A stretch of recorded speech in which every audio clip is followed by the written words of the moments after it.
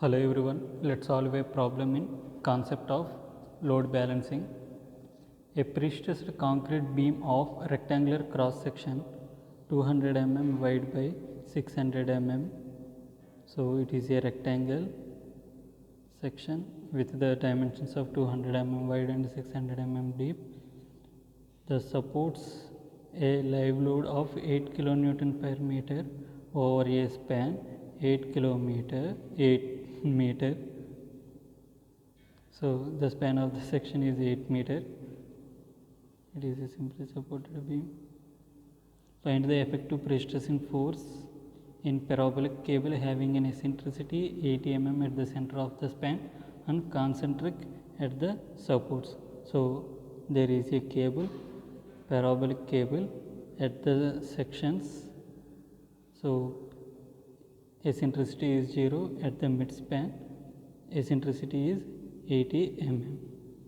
With the pre-stressing force P, now we need to calculate this pre-stressing force P. So two conditions is given. If the bending effect of the pre-stressing force is nullified by the imposed load of the mid-span section, means this pre-stressing force will counterbalance the live load, only live load. Here we are not including self weight.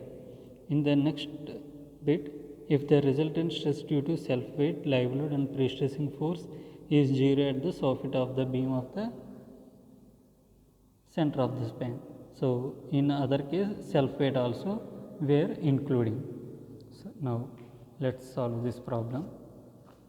Let's calculate the sectional properties first. So sectional properties, area is equal to 200 mm wide and 600 mm deep, that is equal to 12 into 10 power 4 mm square. E is the eccentricity is 80 mm and Z is the section modulus for rectangular section BD square by 6, that is equal to 200 into 600 square divided by 6, that is equal to 12 into 10 power 6 mm cube, and Q is the live load 8 kilonewton per meter, and WDL, that is equal to volume into density is the weight. So volume is the cross sectional area into 1 unit into 24 is the concrete density, that is equal to 2.88 kilonewton per meter, and span L is equal to 8 meters. Now we need to equate the equivalent movement to live load movement. Due to pre-stressing force, PE movement is generating, and due to live load, QL square by 8 load is generating, movement is generating. This is the movement, this is the movement. This is movement due to pre-stressing force, this is movement due to live load. So from this, P is equal to QL square by 8E. So Q is the live load, that is 8 kilonewton into length is 8 divided by 8 into E eccentricity is the 80 mm. So that is equal to 800 kilonewton. So pre-stressing force is required to counterbalance the live load is 800 kilonewton. Now we included self weight, we have to find the stresses due to pre-stressing force as well as the dead load and also live load. Now let's calculate the total weight of the beam.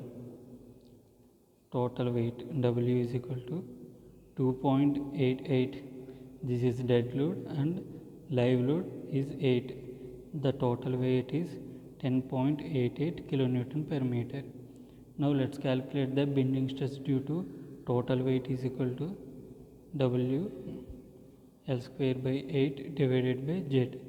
So WL square by 8 means 10.88 into L is the length, 8 square divided by 8, divided by Z is the section modulus, 12 into 10 power 6, that is equal to 87 point.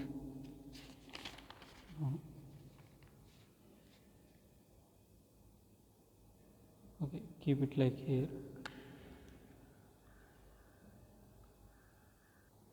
This value is 7.25 Newton per mm square.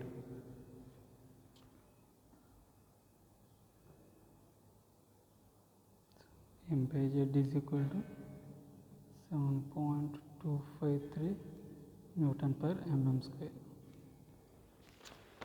Now,